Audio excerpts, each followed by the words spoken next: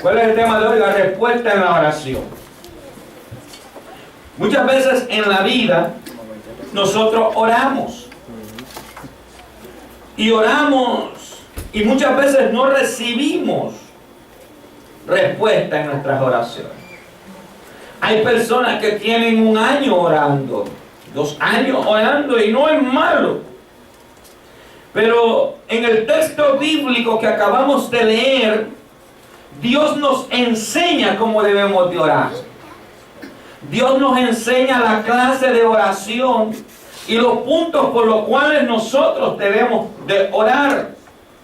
Incluso acabamos de leer en la palabra de que dice que Dios sabe de lo que nosotros tenemos necesidad. Dígale a la persona que está a su lado, Dios sabe de lo que tienes necesidad. De lo que tienes necesidad. Ahora pregúntale, ¿tú sabes cuál es tu necesidad? ¿Cuál es tu necesidad?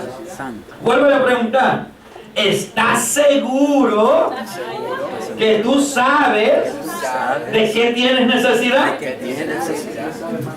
Ok, mire, la pregunta es una pregunta confrontativa y realística. La Biblia dice que Dios sabe antes que oremos de qué tenemos necesidad. Pero aquí lo que me lleva a mí en esto es de que a veces nosotros no sabemos cuál es nuestra necesidad. Oramos, pero no sabemos cuál es nuestra necesidad. Oramos por el hermano, pero no sabemos cuál es la verdadera necesidad del hermano. Oramos por una bendición en nuestra vida, pero no sabemos cuál es la verdadera bendición que nosotros necesitamos. Oramos por nosotros, pero no sabemos cuál es mi verdadera necesidad.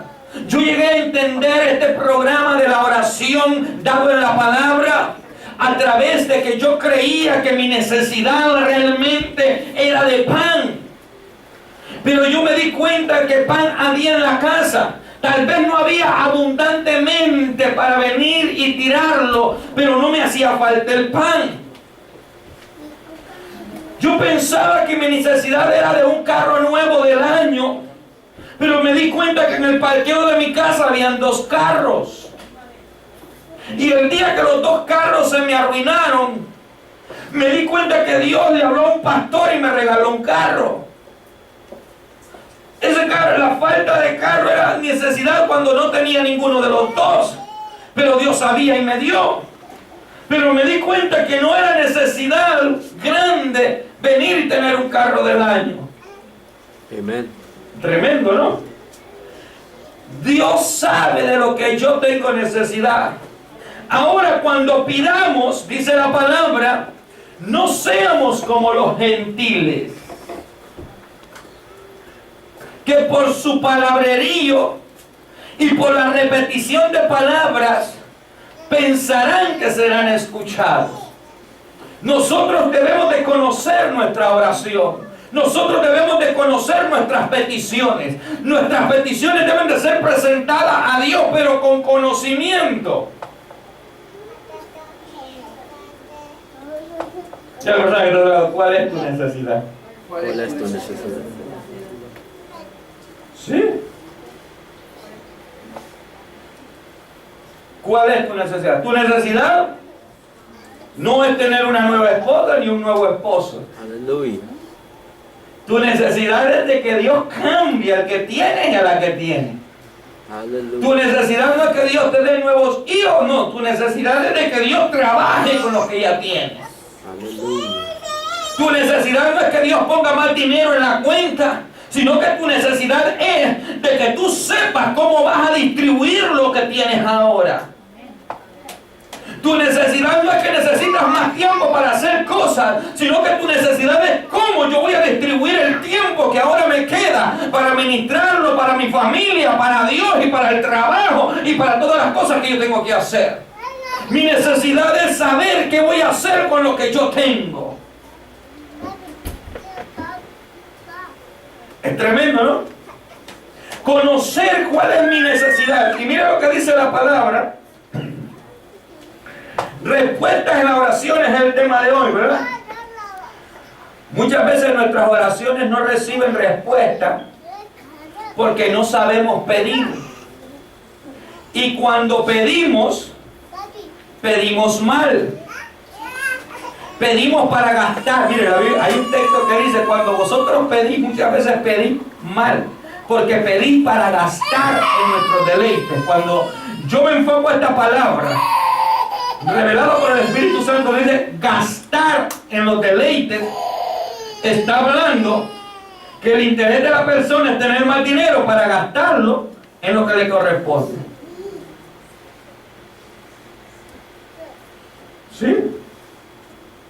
Hay personas, muchas veces, que tienen que estar todos los días en la tienda y no tienen necesidad de vestido.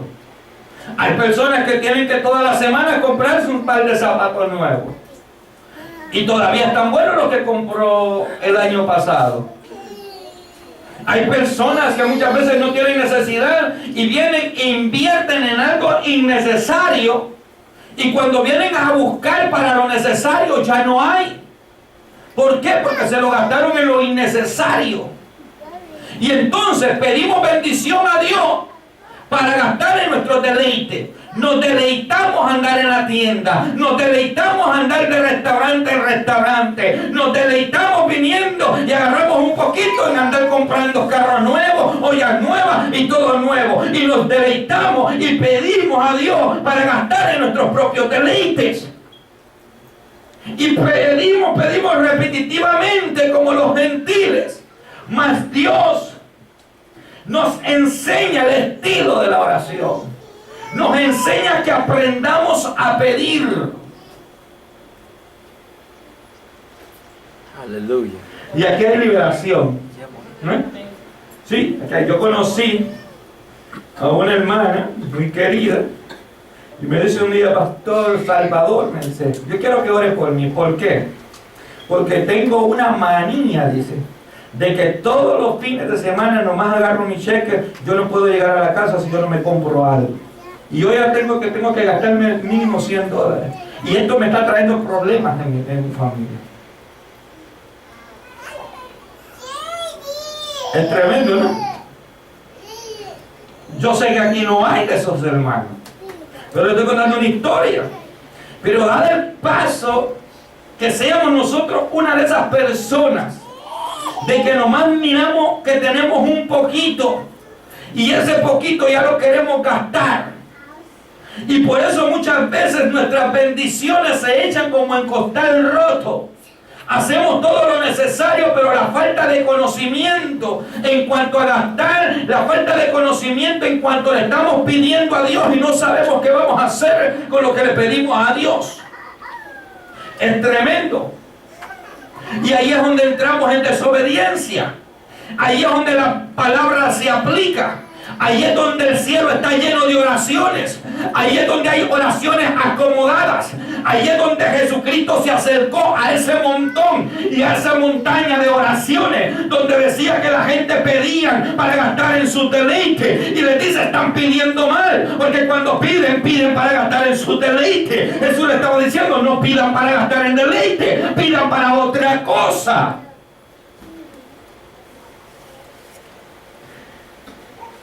Si hoy Dios te bendiciera y ganaras una demanda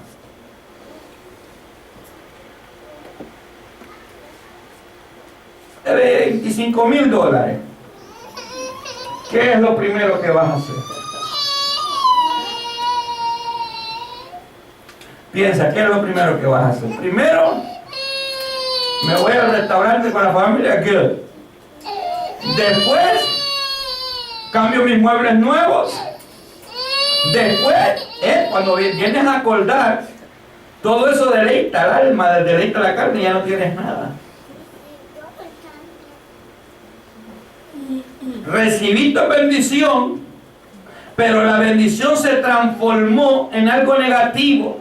Por tu falta de conocimiento, por tu falta de sabiduría, pediste y oraste a Dios antes de recibirla, pero cuando la recibiste, no oraste a Dios qué es lo que ibas a hacer con la bendición. No le dijiste a Dios, gracias por lo que me has dado, ahora ¿qué hago con esto?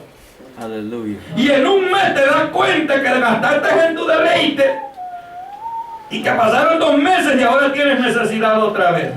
La Biblia dice, mirad y al mirar las hormigas, un pueblo tan pequeño, que este pueblo viene y guarda para el tiempo cuando necesitan. Las hormiguitas, mientras no está lloviendo, se van a los árboles, agarran las hojas, las almacenan. Cuando ya viene la lluvia, viene el momento del frío y de todo eso, ellos tienen comida almacenada. Ese fue el consejo del Espíritu Santo que le lleva a Faraón. Cuando le muestra las 7 vacas flacas y las 7 gordas, le está diciendo tiempo de escasez, tiempo de abundancia. Y le manda a un hombre con la palabra profética. Jehová de los ejércitos dice, busca sabio entre vosotros para que almacene el trigo en el momento de la abundancia, para cuando falte, a Egipto no le falte nada. Y los que tengan necesidad, vengan y coman de lo que tiene Faraón en sus graneros. Gloria al Señor. Sabiduría de Dios revelada a José para administrar, para dar. Nosotros, ¿cuándo vamos a dar si no estamos administrando?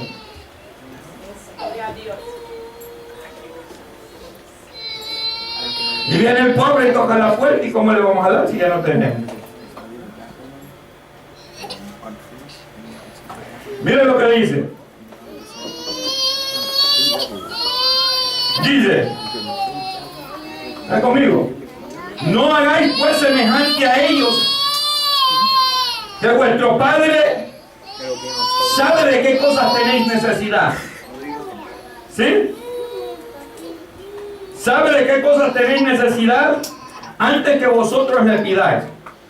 Vosotros pues oráis así: Padre nuestro, tú que estás en el cielo, santificado sea tu nombre, venga tu reino. ¿Qué más dice? En la tierra, hágase tu voluntad. ¿Dónde? En la tierra como en el cielo. En la tierra como ¿dónde? En el cielo. Hágase tu voluntad en la tierra.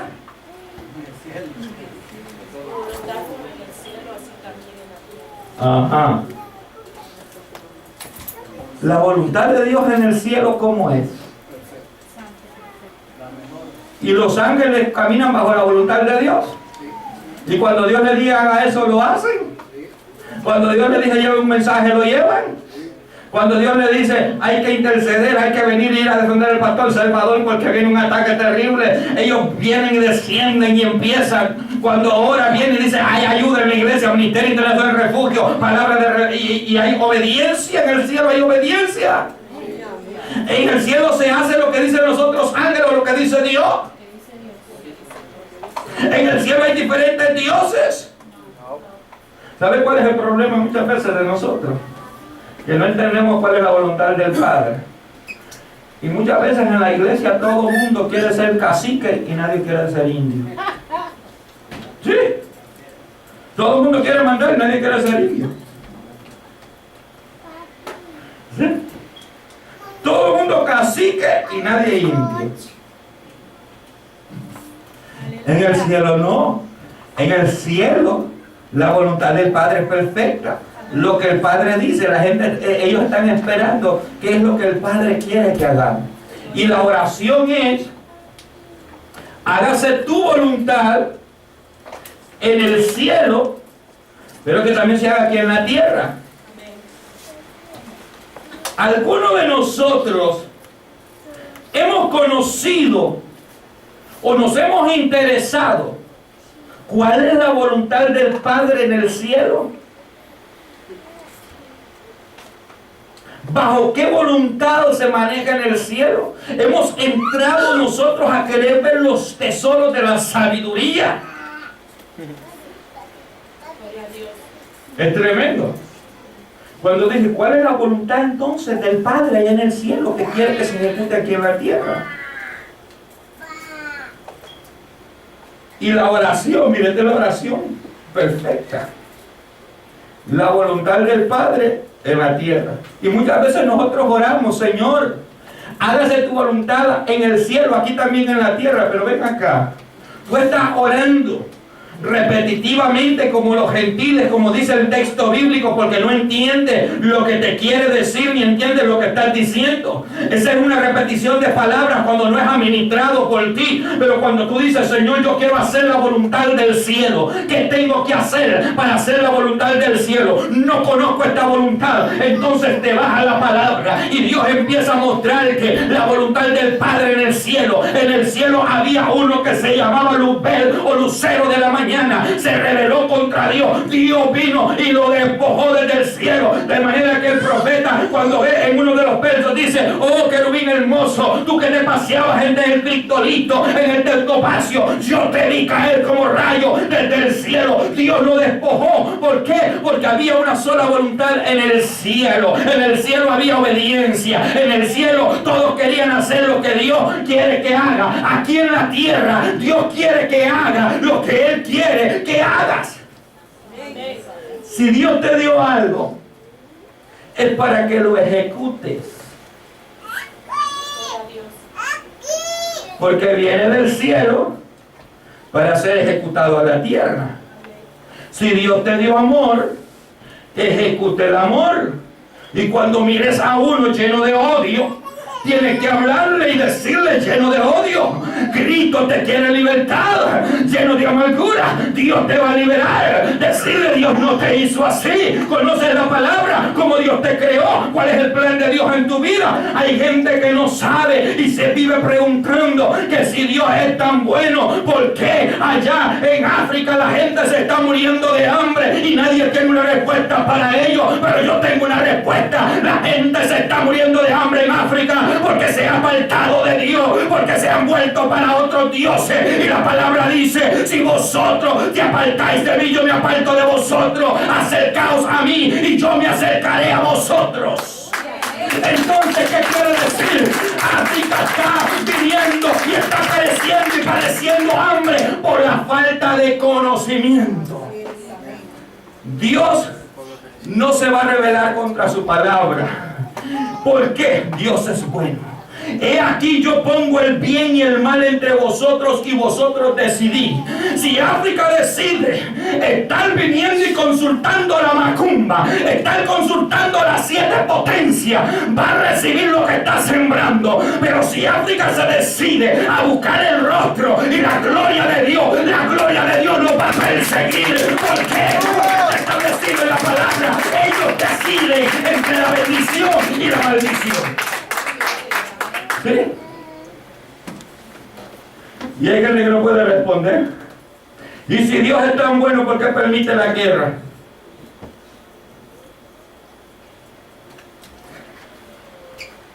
Y hay una plática que la hicieron para que yo la escuchara. Y dice: yo creo que Dios no existe. Y yo, que me picaba la lengua y me picaba las patas y las manos así. Y algo decía: contiénete. Y estaba un grupo y me pidió, yo sé que lo estaban diciendo. Y si Dios es tan bueno, ¿por qué se está muriendo la gente? Y si Dios es tan bueno, dice, y si Dios es tan bueno, y si Dios existe, ¿cómo yo puedo creer? Esa es una de las preguntas que hacían, que Dios existe si la Biblia fue creada por hombres. Y yo me picaba la lengua. Y yo sé que lo están diciendo porque ellos saben que yo soy pastor. Pero como todo el mundo cuando habla de un pastor lo que quiere ver es a un viejito. ¿Sí? Y entonces cuando no ven el viejito ahí serio y todo, muchas veces vienen y quieren picar para probar. Y yo dije: no, me están picando. Y me están picando. Y me están picando. ¿Me entiendes? Pero dice, y la pregunta que hacían era esa: si la Biblia fue escrita por hombres, ¿cómo esto me puede decir? Y cuando ellos se imaginan, espérate. Tu pregunta no es si la Biblia fue escrita por hombres. Tu pregunta debe de ser: ¿es confiable la palabra, sí o no? ¿Puedo confiar en la Biblia? ¿Puedo confiar en las palabras que están escritas en ellas? Esa debe ser tu pregunta para resolver todo lo interno que está dentro de ti y dejar de decir si Dios existe o no existe y por qué Dios decidió usar hombre. ¿Es confiable la palabra?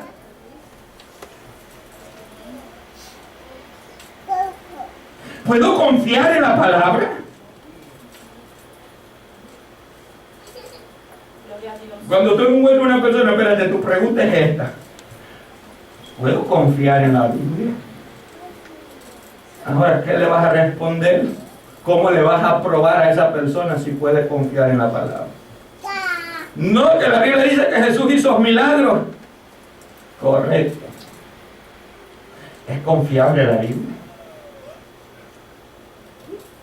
Y si tú me quieres evangelizar a mí, y yo vengo y soy uno de los atrevidos que quiero ver realmente si has aprendido en estos 2 años, y te digo, ¿es confiable la palabra? Sí, ¿por qué? Y no me va a venir con garabatos.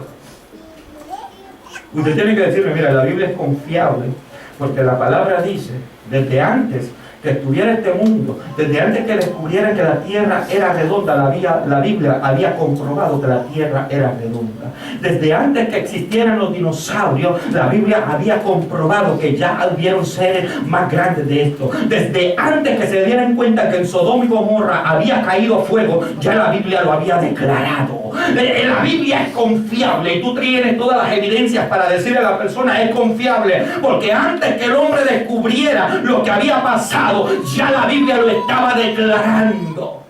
Antes que viniera el Mesías, ya la Biblia declaraba que venía un Mesías. Antes que tú te sintieras culpable por el pecado, ya había algo que decía que había una respuesta para el pecado llamado Cristo Jesús. Antes que tú te sintieras acosado, que no podías, que te morías, ya la Biblia decía la confesión de pecado trae sanidad al alma. Quiere decir que es confiable, de manera que cuando nosotros confesamos somos libres en Cristo Jesús.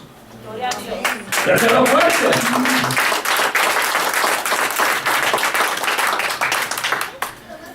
¿Por qué no recibimos respuestas en nuestras oraciones? ¿Cómo estamos orando? Le decimos a Dios, venga, tu reino, hágase tu voluntad, aquí en la tierra.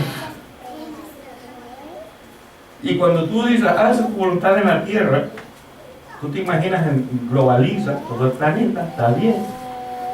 Pero apartemos todo el planeta y quédate tú como elemento. Aparta todo el planeta Tierra y quédate tú como elemento, como representante de la Tierra.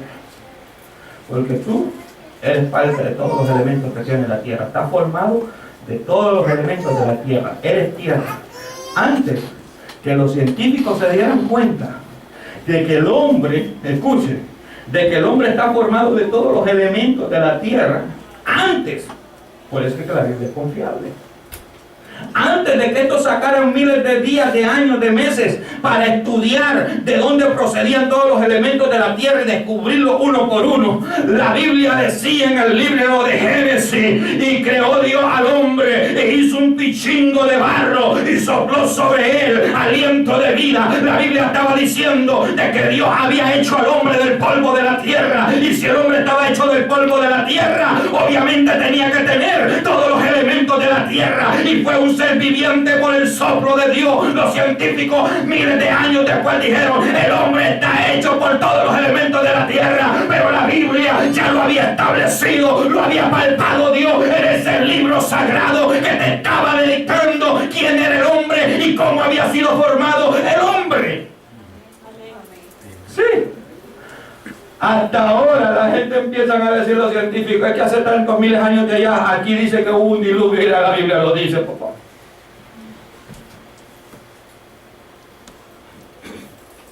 ¿Y qué más quieres saber del futuro?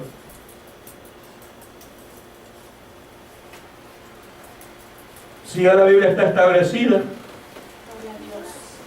la Biblia dice, el alma que pecare, esta alma morirá. Ya está establecido nuestro presente, nuestro futuro. De nosotros depende llenarnos de la confianza de Dios.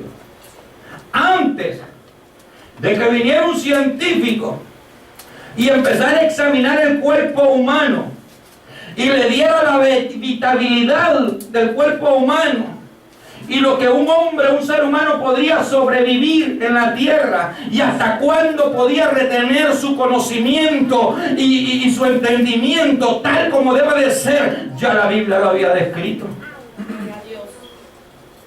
La Biblia dice que el hombre antes vivía hasta 900 años. Después de las cosas y causas del pecado, la Biblia dice 120 años contenderá mi espíritu con el hombre. Después de los 120 años, una persona ya casi no entiende, pierde el entendimiento. Se recuerda de algunas cosas, de otras no. Pero la Biblia ya lo había dicho antes que un médico viniera y pasara miles y miles de estudios. 120 años contenderá mi espíritu con el hombre. Ya no hay hombres que viven 900, 500 años. Si usted conoce a alguno, dígamelo. No hay. Estamos celebrando cuando nuestros abuelitos pasan de 100, 110.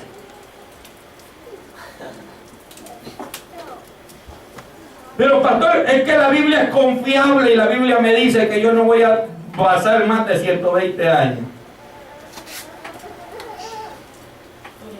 ¿Es confiable la Biblia?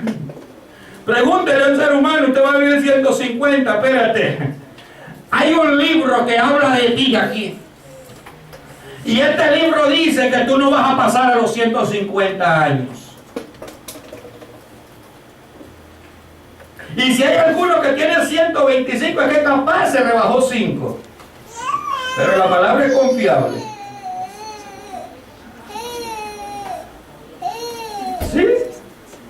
Es confiable. ¿Por qué debo de creer en la palabra? Porque la palabra determinó tu tiempo de vida.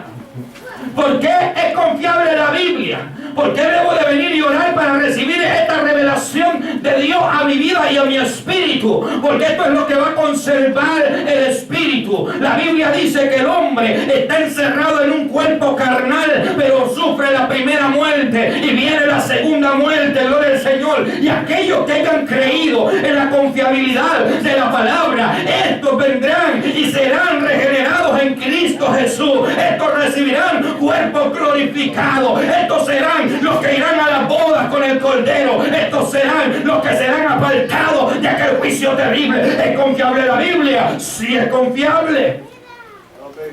Pastor, eso de espíritu de que aquí, espérate, que yo no creo en Dios. Dios es espíritu, no cree en Dios. ¿Y en quién cree? En la santa muerte. Hay gente que no cree en Dios y cree en la santa muerte. Y la santa muerte es un espíritu. Y que dicen, yo creo porque me ha hecho, aleluya, gloria a Dios, santo Padre, gracias por este. Y yo creo, aleluya, y yo creo porque me ha hecho milagro, le pedí, y si le pediste, ¿y qué te pidió para atrás?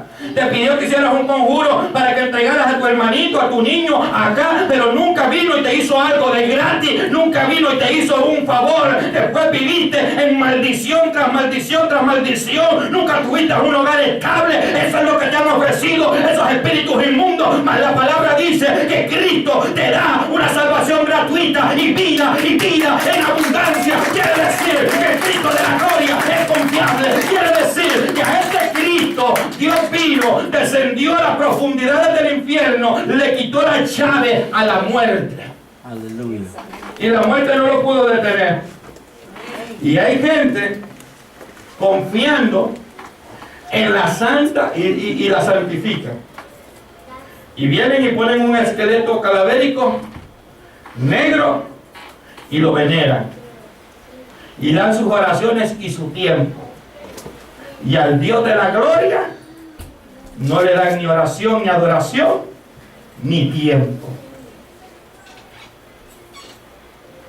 Tremendo, ¿no? Pongámonos de pie.